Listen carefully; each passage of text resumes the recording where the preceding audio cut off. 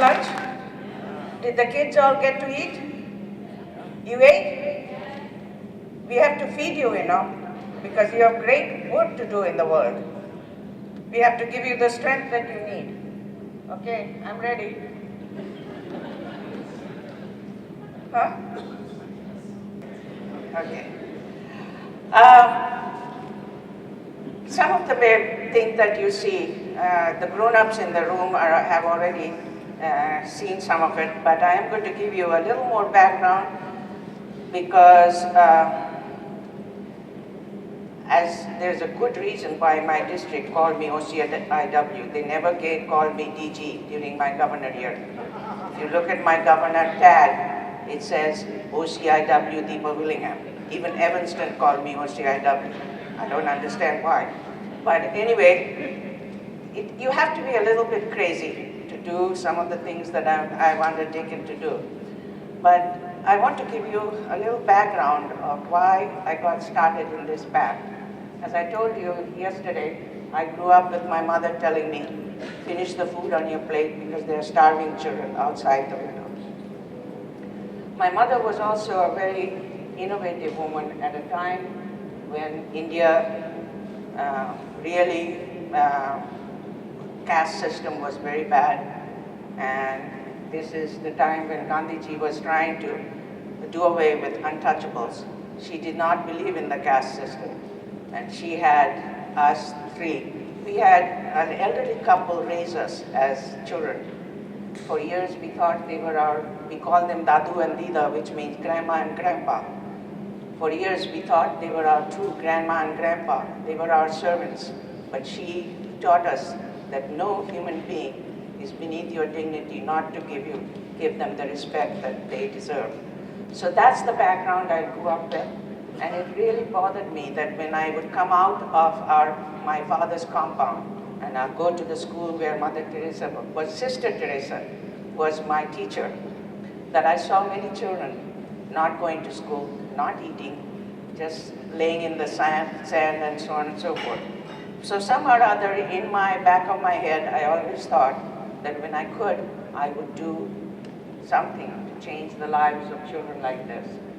So you have to be a little bit of a foolish woman at the age of 60 or 65, decide that it's time to get started doing that dream that you had. So I decided that I started with a small dream of doing a school for just 25 girls. But pretty soon I discovered that it wasn't enough to do a school for 25 girls. I needed to do something that would have a global impact. So with that foolish dream in my head, I began to study about the levels of poverty around the world and discovered that too many people in this world not only have nothing. They don't have any food to feed their children. They don't have any access to health care. They do not have any access to resources to educate their children. About the best thing they can do is send their children off to beg on the streets of Calcutta and the streets of major cities around the world. So pursuing that dream is that we cannot, as human race, ignore the existence of extreme poverty. You saw yesterday Aristotle's comment that poverty is the parent of revolution and crime. It is a very important statement that we need to keep in mind for not only our benefit, but the benefit of children, their age, and their children. I have a very nice ranch in California. If you come to my house, you're welcome to come. It's a beautiful view. And people ask me, why did you want to leave here and go through this? My answer is always, I'm doing it not for me, but for Rina, my daughter, and her children. Because I honestly believe that unless we address this, they are not going to inherit a planet that they could raise their children, no matter which country you are born in. In this day and age of globalization, when a butterfly flaps its wings in Cambodia, you feel it in the United States. That theory is very applicable in this day and age of globalization. So, to quickly recap, and particularly for the younger people. People who have worked with Rotary believe that poverty can be classified into 3 broad categories: relative poverty, moderate poverty, and extreme poverty. Extreme poverty, relative poverty is what we have in the United States. Do we have poverty in this country? Yes, we do. But what kind of poverty is it? Is it same as Africa? No, it is not. So to quickly look at what poverty is, poverty in this country involves that a family of 4 living on $50 to $60 a day. They have all the basics our society provides. Electricity, by which I'm showing you this PowerPoint. Roads, by which all of you came. How many came by the interactors and the youth exchange? How many came by car? Raise your hands. You had roads to come by, right? Those are essential things that society needs to provide in order for us to have trade. The reason you have food in a grocery store is because the semi-trucks are bringing them on the roads. If you don't have roads, you can't do businesses very well. So the whole infrastructure needs to be there in order for society to succeed. And in our society, we are providing all of them. And most of you are high school students. If you ever hear of any high school, any of your classmates dropping out, remind them there are millions of children around the world that do not have access to free education. They should take their education that our society is providing them more seriously because it's not available. It's a luxury for many, many kids, the kids you will see in a minute. So where you can find this kind of poverty is mostly in developed countries. In Central America, like Mexico, Honduras, Nicaragua, they have what is called a moderate poverty. There they do provide primary education. But I've been to Mexico many times and I'm doing a school there. Many of the kids were not going to school because their parents didn't have money to send them. The school only buy uniform, school books, school supplies. So for all practical purposes, their children don't go to school either. And you see many of them coming across for better life in the United States, or they're working in Mexico trying to augment the family's income. You find this kind of poverty mostly in Central America, South America, and pockets of it, other parts of the world. This is what is a real problem, is that these are the people who are living on less than $1 to $2 a day. Their society provides nothing, nothing. They are hopeless. They don't have any way to get to even the first step of the ladder because they don't have access to clean water. They don't have access to sanitation. They don't have access to roads. They don't have access to utilities. And most importantly, they do not have free education, both at the primary and the secondary education. Now, people have asked me, you will see that here are some, I'm not going to go over the numbers right now. This slide is available for those of you, this PowerPoint is available for those of you who want the numbers. You can look at the numbers. But currently, almost 3.2 billion or 3.3 billion people are living on less than $2 a day. That's a very unstable situation for the planet. So here is a one that you didn't see yesterday. Here are some more statistics that you can look at. Those are the numbers in the planet. Not good numbers to work with. Numbers need to be changed. And who can do this? And why? Who can do this? Are Rotarians. Why? Because we are respected all over the world, because we are non-governmental, we are non-political, we respect all religion, we are trusted all over the world, and even UN doesn't have as much clout as Rotary does. So it is very important for us to pay attention to these numbers. And of course, we have to first finish polio. But after polio, we need to do something about either hunger or extreme poverty. I don't know what it will be. But we need to do something to change the planet's dynamics. So why do we need to eradicate extreme poverty? Now I'm going to tell you something that may be a little bit controversial. Human races, priorities. This you saw yesterday. Again, those young people who don't know, the bottom line of this slide is all those things you see at the bottom, they lead to frustration, that leads to terrorism and violence. So it is a very important slide that needs to be studied when you have a chance to study it. Here are human priorities. Annually, that's what we are spending on weapons. 2.2 billion each day on defense, not just the United States, I'm talking about the world, okay? 34 billion annually on arms sales.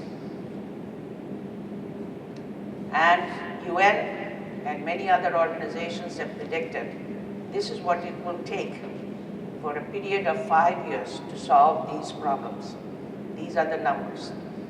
30 billion to end world hunger, 21 billion to provide shelter to everyone, 21 billion to get rid of AIDS or provide AIDS control, 11 billion to stabilize population, 10 billion to provide clean water, 7 billion to eliminate nuclear weapons, 5 billion to eliminate illiteracy, and 2 billion to remove landmines. So why should we care? Because it is the right thing to do. That's what our business is as Rotarians. And there's also an altruistic reason why we as Americans should be interested in increasing the per capita income of people around the world. Because guess what? As soon as people have dispensable income, and I'll give you an example of it in a minute, the first product they want to buy is an American product. An example of it happened when I went to do another NID in India, based in Delhi, and then I was sent to someplace else. By now, the Indian Rotarians know me well because of what I'm doing in Calcutta and so on. So whenever I go there, they want to wine and dine me and so on and so forth. So in Delhi, I noticed that every place you see, there's a McDonald's, there's a Kentucky Fried Chicken, there's a Pizza Hut, there's Ford dealership, there's Chevy dealership. And so I said to my host, Raman Bhatia, many of you may know him, past district governor Raman Bhatia, who is very much involved with polio work in Delhi. He wanted to take me out to a fancy restaurant to thank me for all the work I'm doing. Now, in India, Chinese food is better tasting than any place else because what they have done is they take some of Indian spices and make the Chinese food much more tasty. So I wanted to see what the Indian Pizza Hut pizza would taste like. Okay? So I said, no, I want to go to Pizza Hut. And Raman said, Pizza Hut is from your country. Why you want to go to Pizza Hut? I said, I want to try an Indian Pizza Hut. So after talking to him for about 2 or 3 minutes, he very reluctantly got up and he said, okay, I'll have to go and make reservations. You needed to make reservations to go to Pizza Hut in India. Because all those people that are at call center, they have dispensable income. The first product they want to buy is an American product. So our manufacturing-based economy, for vested interests, we should increase the per capita income of people around the world for our own safety and for stability and peace in the world. So what is the best way to do it? Is education of the girl child. I already told you yesterday why. Here, by the way, many of these countries also are suffering from overpopulation, right? CARE did a study. The organization CARE did a study. Every year of education you give a girl child beyond the 6th grade level, she postpones childbearing by 4 years. There's a state in India called Kerala. 52 years ago, there were 2 states in India that had the highest literacy rate, and both of them became communist at the same time, 52 years ago. One state is Bengal, where I come from, and the other state is called Kerala, which is in the southern tip of India.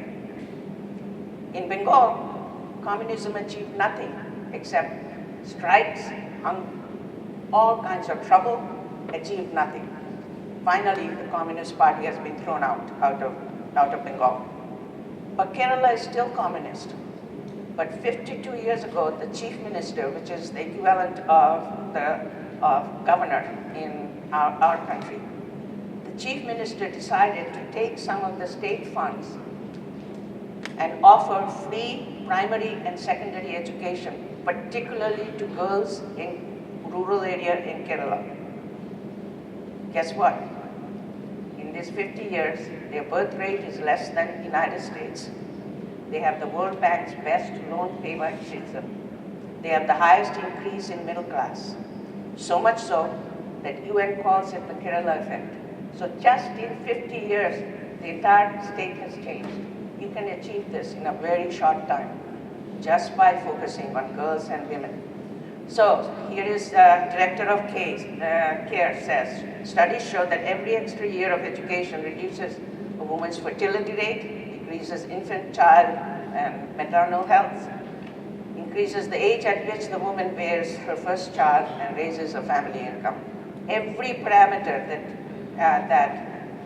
there's a wonderful book by our U.S. Council of Foreign Relations called it's a $10 book you can get from Amazon, which is entitled What Works with the Girls' Education. It's 50 years compilation of statistics by when the foreign aid went to other countries, what worked, what didn't work. What works is when they focused on girls and women. So I started this organization called PACE in September of 2003 with those two mission statements that it would be a girls program and we would set up the first learning center which can be duplicated elsewhere. These are the scenes of the village. People ask me, why did you choose this particular village? Actually, when I formed PACE, I wanted to do the first school in Mexico so that we Rotarians can easily travel there. But the board of PACE Universal decided, since Sister Teresa was my teacher, and I grew up in Calcutta, the first one should be in Calcutta. So when we went to Calcutta, there are a lot of slums in and around the city. But the slums in the city exist at the whims of the local politician. When they want to look good and they want to get re-elected, they arbitrarily take the slums away. And since I wanted permanence, we decided to go away from the city and find the village where least number of girls were going to school. And then I heard the story of a little girl named Java. I hope I can hold it together. Java was a little 7-year-old girl. There's a big sex ring 2 railway stations down. They were taking these girls at the age of 5 and 6 and making them prostitutes. And the parents were so destitute that they had no way of doing anything. Java was a little girl whose father worked as a day laborer in the city, took the train every day to the city. One day Java was told by her mother that she would have a day of fun in the city. She could take the train with her father and go to the city. They bought her a nice little dress. They bought her a pair of sandals. And she happily held her father's hand and skipped to the railway station. Except when he went to the railway station, he didn't take the train going to the city. Instead, he took the train going the opposite direction. And Java was sold at the age of 7 to become a prostitute. And I decided this is where I will do, and I will stop these people from taking these girls and making them prostitutes at the age of 5 and 6. People have asked me, aren't you afraid that you're leading into their income level? I said, bring them on. I just have one little body. I remember what inspires me is Mahatma Gandhi's saying, when he was trying to promote non-violence to resist the British. And some citizens said, well, the British are going to beat us up. What do you want? You don't want us to beat back? He said, no. But they will kill us. If they kill you, they will only have your dead body, but they will not have your spirit. That's the principle by which I operate. Here are scenes of the village. This little girl had a tremendous impact on several of the high school students that went there. She invited them to her house. Her mother had saved 6 months, little paisa here and there, had only one torn mat, and when our high school students went there, it's a shack with 8 bamboo poles with rags on it. 8 people live in it. She brought it out and she showed her she took her 6 months savings and sent her older boy to get 2 oranges from the market and welcomed our high school students. Every one of the kids that went there from San Ynez Valley, their lives are very changed by this little girl at her home. And this is what the girls look like. They're very proudly showing the award that they won. Times of India gave us the Best School Award, and the girls were very proud to appear in Calcutta to receive the award. So, who are the girls? When people ask me, how did you convince the parents? We had a lot of parents meeting, and I used myself as an example. My parents, I speak the language. I told them my parents educated me. They sent me to United States for higher studies. I brought my 2 brothers to United States. I took care of my parents in their old age. So they understood that. And I also reduced their expense for feeding their daughters. And that's how we convinced them to send the girls to the school. And this, the bottom picture, is some of the first set of girls. They're now grown up. They're about to graduate. So this could not have happened without my Rotary partner in Calcutta. If you do international services project, the first step you have to do is find an honorable, honest partner at the other end. Otherwise, don't even get involved. You have to, when you look at a donor and say, give me $375 for sponsoring a girl, I should be able to look straight into your eye and say, all of that going to the girls for their well-being. I am able to do that because of the Rotary Club of Calcutta Metropolitan. They are my eyes and ears. I am 13,000 miles away. Without them, this would not have happened. They also have the FICRA license, which stands for Foreign Contribution Regulation Act. Even Rotary cannot send money to India without that license. So that's a license India requires very much because of the increased Taliban activity in India and bombings and so on and so forth. So they monitor very, very carefully all the monies that are coming into India. Without local supervision, you cannot do it. I also do not bribe, because once you bribe, you become a different category. People give me lots of kind material, like San Ynez Valley school system just gave me 30,000 books, school books. I had to turn it down because I cannot take it into Calcutta and get it out of the Calcutta port without bribing. So I could not accept it. So as you saw yesterday, this is an ideal strategic partnership between an NGO, PACE, and Rotary. Rotary Club Metropolitan is our primary partner, and all the clubs from all around the world, we build the buildings, and they put out adult literacy program, books, library, generator, kitchen equipment, and you'll see pictures of some of it in a minute. And when you go there, the girls are so proud to line up and welcome you. And the picture on the right here, when I was governor, I chartered a club called Eco Club, Morro Bay Eco Club. All the projects they do are environmental projects. So they gave 100 solar lights because most of the girls don't have electricity in their homes. So they usually use a kerosene lamp by which they have to do homework. But because they have received this 100 solar lights, they now have lights by which they can do their homework at night. And then there are people from all over, young people. This is the picture over there.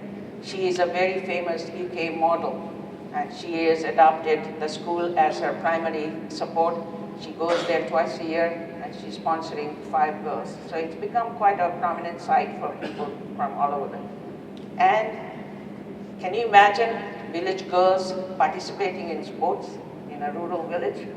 These participating in sports, they have houses like East House, West House, North House, and South House, and they compete with each other.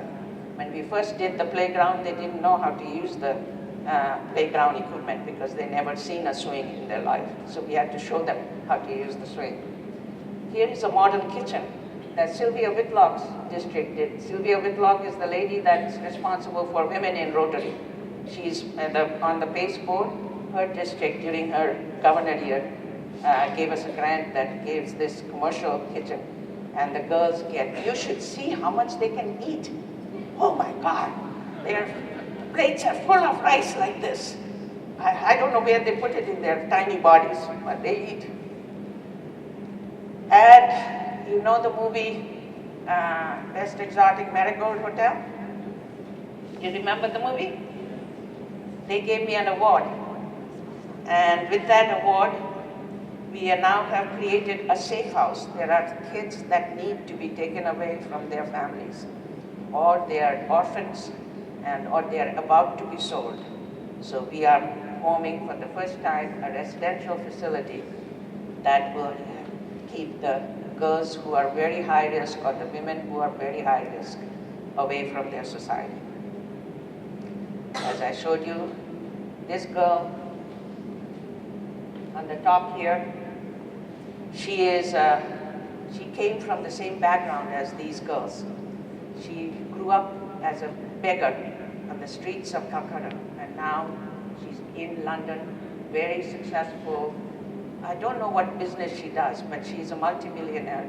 She came there and she told her stories to the girls, saying, if I can do it, all of you can do it. This is how the girls started, most of them, and this is how this girl began to change her life. We had our 10-year anniversary, and some of the older girls were brought on the stage, and their parents. And the parents were asked to say a few words in Bengali, and the girls then translated them into English. And this is Asha. Asha's mother got up and said, I'm very poor, I'm alone, I don't have enough money. If the school wasn't there, I would have had to sell Asha. This is Asha is not sold because of the school. Here is again high school students, and this young girl is the niece of a Rotarian from my home club. She's gone and become a yoga expert, and we now have after-school enrichment program where they're learning music, sports, instruments, and yoga, and she has become a yoga teacher. By the way, the school is no longer run by me or by Rotarians, but children of 3 Rotarians from California are running the school. The one girl in country director, she's the daughter of 2 Rotarians from San Ynez Valley. She was an orphan in Philippines. She was adopted by a Danish couple, Solvent. She grew up, graduated from UCLA, and she heard about the high school students going there. She came and approached me to see if she could go volunteer there. My first answer was no, because her parents wanted her to go to graduate school. She is very convincing. She managed to talk me and her parents into allowing her to go to volunteer school. She volunteered first for 2 weeks, second time for 3 months, third time for a whole year she lived in the village. I couldn't do that. She lived in the village and she worked as an intern in the school. Came back and applied at graduate school all over the world. Every graduate school accepted her. She finished her master's degree in sustainable international development, and at 28, she became the in-country director of PACE Universal Bialy Learning Center. That's the reason I'm doing it. It's to create a better world so that we can hand over, our generation can hand over a fairly peaceful planet to the next generation. So girls are supported at the cost of $375 per year per girl. Just give up going to a fancy restaurant in Indianapolis for 3 times. You've changed a human life profoundly. This is the final plan.